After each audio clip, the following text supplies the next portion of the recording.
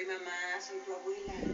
¿Qué pasa? No voy a ir a la fiesta con mis amigas. Ay, pero si estás tan bonita. No es cierto. ¿Por qué no vas a ir a la fiesta? Porque mi novio no quiere que vaya. ¿Por qué no? Que dice que voy a conocer a otros chicos en la fiesta. ¿Verdad? No. ¿Y por qué no?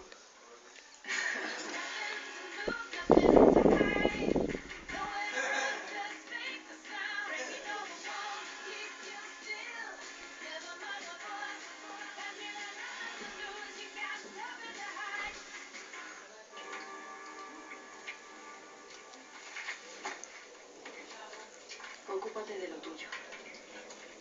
Estás embarazada.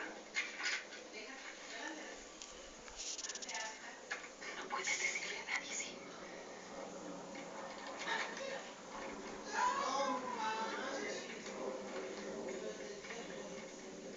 Aún no le dijiste.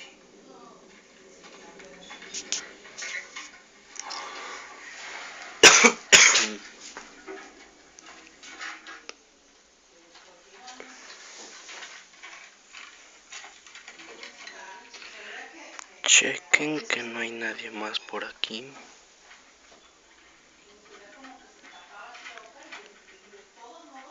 Acabo de discutir con Shane. Quiere terminar la búsqueda. ¿Y tú qué crees? Y que si fuera Carl, querría seguir buscando. Si fuera Carl, sí, querría saber de un modo u otro. Shane dice que mis buenas intenciones nos debilitan. Que no puedo tomar decisiones difíciles por el bien del grupo. Son todas difíciles. Pero quizás estoy queriendo mantener un modo de pensar que ya no tiene sentido. Él dice que es lógica, supervivencia, cuánto combustible, comida, municiones.